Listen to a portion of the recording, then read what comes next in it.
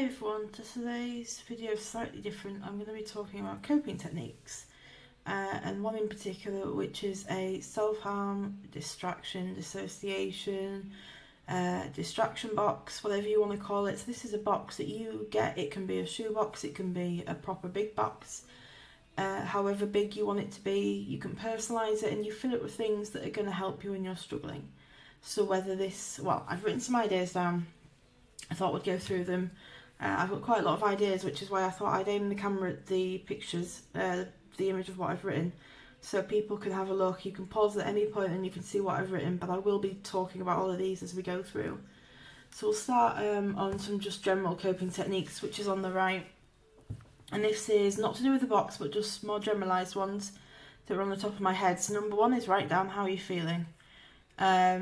You can rip it up when you're done, you can burn it somewhere safe when you're done, you can send it to someone, you can keep it, you can destroy it, whatever you want to do, but writing things down can be a great help because it gets you to formulate those ideas that are going around in your brain so fast and get them out, get them on paper. And then especially with like ripping it up or destroying it, you get that sense of release of it's gone, it's done. Another one is to talk to a person that you trust. Give a friend a call, give a worker a call, get an appointment with a GP, things like that. But make sure it's someone that lifts you up. Make sure it's someone you trust and who isn't going to belittle you, or they might not understand completely, but the people that will try and understand. Because mental health is a difficult thing for people that haven't gone through it to get.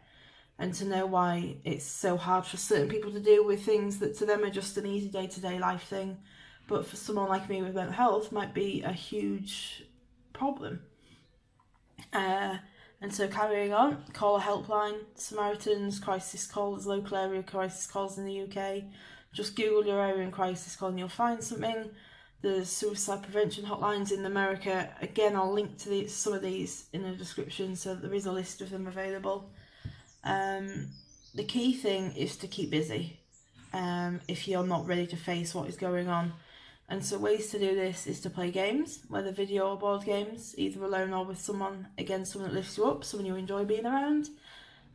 Walking, going to the gym, going running, having a cuddle with a pet or a child. I know for me, my little dog Titch, just cuddling her makes me feel better. And when I cry, she licks my tears. And I think it's partly the soul, but I'm going to also tell myself it's partly affection and that she's trying to help me feel better. And even if you haven't got those things, cuddling a toy, cuddling a pillow can give a sense of comfort. So watch TV, maybe Netflix, a film. The best thing I personally find is a comedy, so it's not too serious, but I can still enjoy it. I might not laugh. I might not have that capability, but it'll lift my mood, puts me in a different mindset. So another is to listen to music, or even write a song yourself, write a poem, write a song. If you play guitar, just fiddle about, see what you can do, try and make up a new melody or a new chord. It's quite interesting trying to find a new chord yourself. I'm pretty sure there's no new chords to be found, but a new chord to you is always fun to do. And learn how to play that into a song that you've written maybe, or find a song that you really enjoy that you've always wanted to learn to play and just give it a go.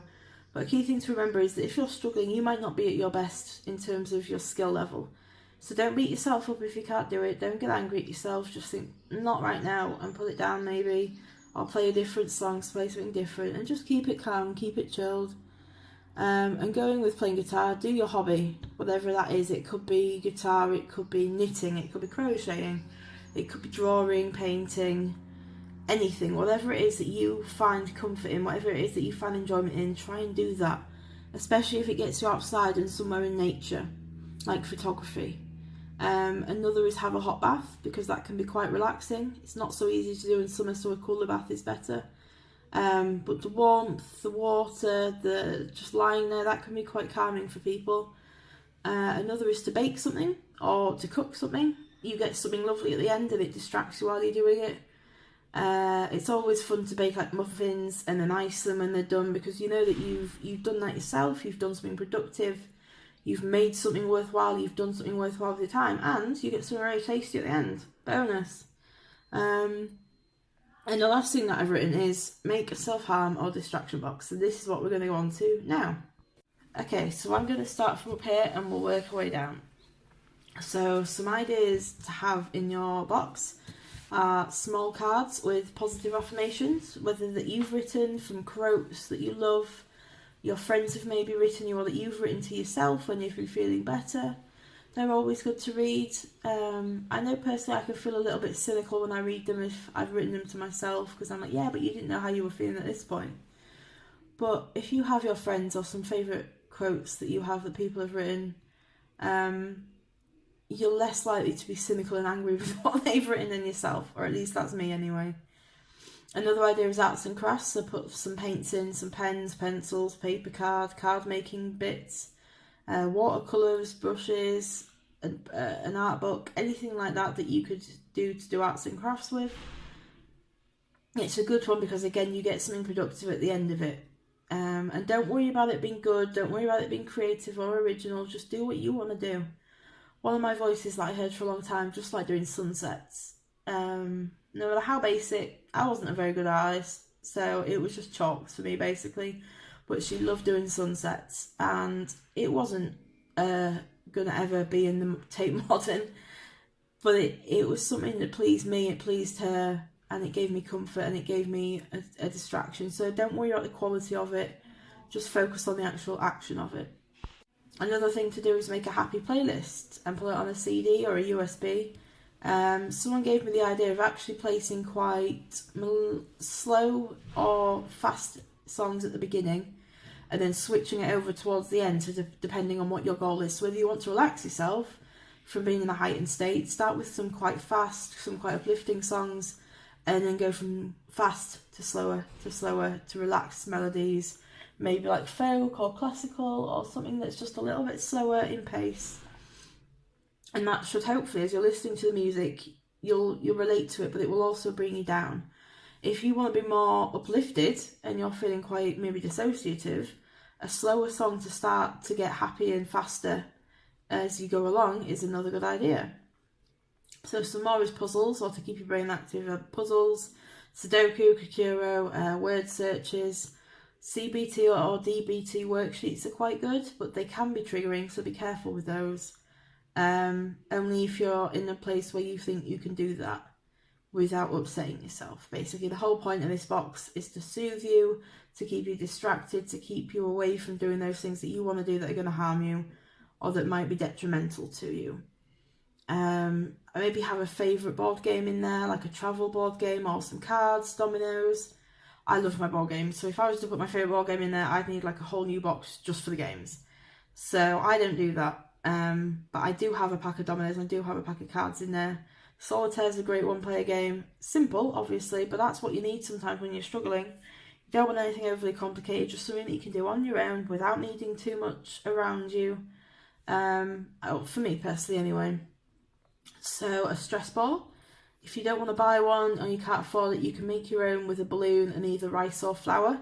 They're quite fun to make. You can draw on them. You can just create your own, really.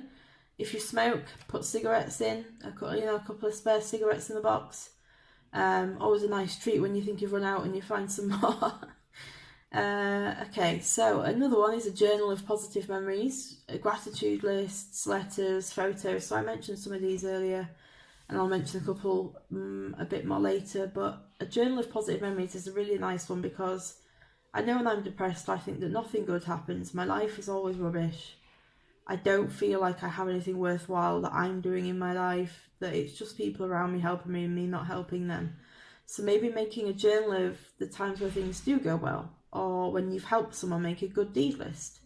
And this is where the gratitude list comes into it, because you can write about things that you've done you're happy about and that you're grateful that you've done, or you can write a list of things that you're grateful other people have done, events that have happened, little things you've seen while on the bus or on the train or just walking around that have made you smile. And it could be for bigger things like the fact that you have a home over your head, you have a roof over your head, you have a pet, you have a child, you have someone who loves you in your life, you have faith, whatever it is. Everyone has something they can be grateful for. It's just finding it. And I know at the moment I don't feel grateful for a right lot, even though I'm aware I have a great amount of people, of very good people in my life. I'm grateful for them. I'm grateful for my family. I'm grateful for my little dog. I'm grateful for a lot of things, but at the same time, that doesn't always get rid of your depression. That doesn't always change how you're feeling about your depression and your life as a whole. So the people that are listening that don't have mental health, don't be offended if someone has you in your life and they say they have nothing to live for. They're not distracting away from how important you are to them. It just means that the depression is stronger than the feeling of gratitude, and that is certainly not a slight on that gratitude of whatever it is. I know personally I have a lot of things to be grateful for, but I'm also depressed. Your external situation does not change your internal situation with things like mental health and depression. You could have the lottery, you could win the lottery, you could have a huge house, the perfect husband or wife, well-behaved children, a dog that doesn't poo in the house, whatever it is. You could have all of those things, but if you have mental health problems, that's not going to fix it. Those things won't fix it. It has to come from within you. It has to be your own journey without external things, because in the end, external things can't make you happy. It's got to be your internal world that is fixed. Sorry, lecture over. Let's carry on. So on to things that you can kind of use that are more soothing. So essential oils, whether it's like a lavender oil, frankincense, whatever it is that you like the smell of, get a little oil of it, a little bottle of oil if it's safe, and you could dab it on your finger and dab it on your clothes. You could maybe put a couple of drops on your pillow. Lavender's a great one for relaxation. Another is to have wax burners, scented candles, but only if that's going to be safe for you. If you burn, don't have those. And again, with the cigarettes, don't do that either. If you might fall asleep with them on, don't use them either, but only if you think you can be conscious and be aware of them. I don't want to start any fires here.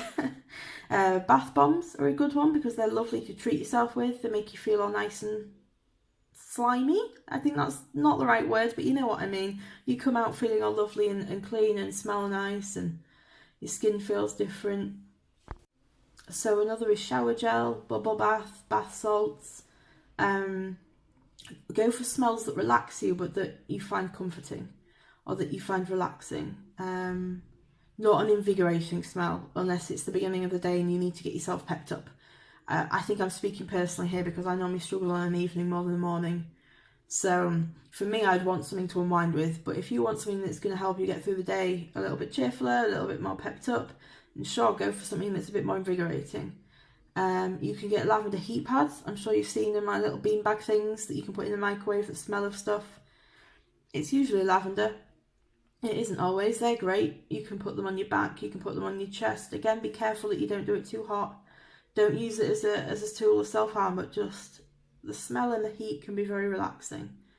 Carrying on to different styles of things, moisturiser is another great thing. Having a bath and then rubbing moisturiser over yourself can be quite a gentle thing to do, and I struggle with being gentle to myself. So it's actually a difficulty for me to do that. But I know when I do it, I feel so much calmer and just, I feel like I've treated myself well, that I've been nice to myself, and that makes a nice change to being a dick to myself. Another thing to try is maybe herbal teas. There's lots of different herbal teas out there, some that are meant to relax you, some that are meant to be invigorating. Again, pick whatever you want for your need.